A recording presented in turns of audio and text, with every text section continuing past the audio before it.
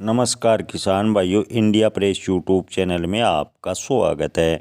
धान के ताज़ा भाव तेजी मंदी रिपोर्ट सबसे पहले पाने के लिए चैनल को सब्सक्राइब जरूर कर लें। किसान भाइयों, पिछले एक हफ्ते से अंतर्राष्ट्रीय स्तर पर दो घटनाएं हुई जिससे बासमती के लिए सकारात्मक माहौल बनना चाहिए था, लेकिन अभी तक नहीं मिला। यहाँ किसान भाइयों, आपको बता दें कि इजराइल और हमास के बीच युद्ध विराम लागू हो गया। यह युद्ध 42 दिन तक विराम की शर्तें लागू हुई है। अगर परिस्थितियां सही रही तो युद्ध हमेशा हमेशा के लिए भी समाप्त हो जाएगा।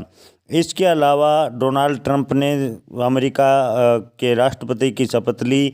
यह बात अच्छी है कि शपथ लेने के बाद राष्ट्रपति ट्रंप ने अभी तक ऐसी कोई मिडिल ईस्ट देशों के प्रति कोई सख्त रुख नहीं अपनाया जिससे बासमती के भाव में गिरावट हुए। तीसरा कारण रहा कि लाल सागर में जो भी विद्रोही थे उन्होंने भी शांति का ऐलान कर दिया, यानी बासमती निर्यात के लिए लगातार अच्छा माहौल रहा। लेकिन इसके बावजूद बासमती के बाज़ार में सकारात्मक दृष्टि अभी तक नहीं बनी। किसान भाइयों, अभी तक बाज़ार पर असर को देखें तो इसका कोई असर या कोई बढ़िया माहौल फिलहाल देखने को नहीं मिल रहा। आपकी जानकारी के लिए बता दें कि बासमती का बाज़ार इस समय डर के माहौल में ही चल रहा है।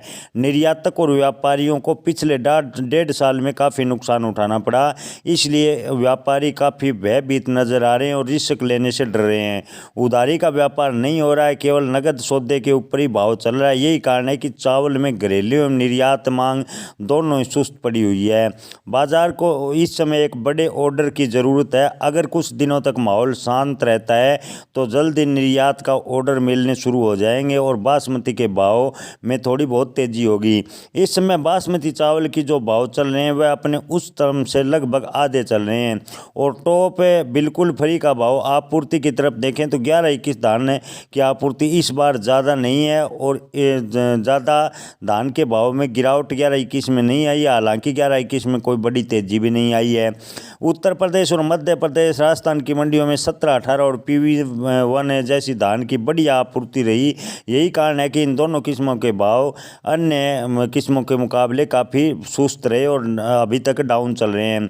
दोस्तों, आपको बता दें कि बाज़ार को अगर कोई विदेशी ऑर्डर नहीं मिलता है तो बाज़ार में कोई बड़ी तेज़ी देखने को नहीं मिलेगी, ऐसा थोक व्यापारियों का मानना है।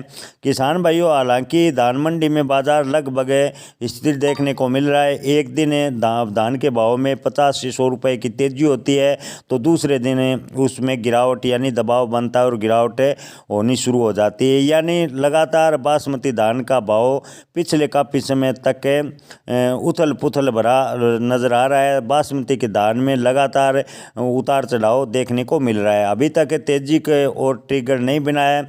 अगर किसान भाइयों फिलहाल बाज़ार में पॉजिटिव सेंटिमेंट बनता है या बड़ा कोई निर्यात का सौदा मिलता है तो आने वाले दिनों में थोड़ा थोड़ा बासमती व गैर बासमती के धान के भाव में थोड़ा बहुत सुधार होने की गुंजाइश से लगा सकते हैं। थोक व्यापारियों का कहना है कि अगर सब कुछ सही रहा तो आने वाले दिनों में बासमती धान के भाव में धीरे धीरे तेज़ी आ सकती है। हालांकि कोई बड़ा उछाल आएगा इसकी संभावनाएं अभी तक की स्थिति को देखकर नज़र नहीं आ रही। धन्यवाद।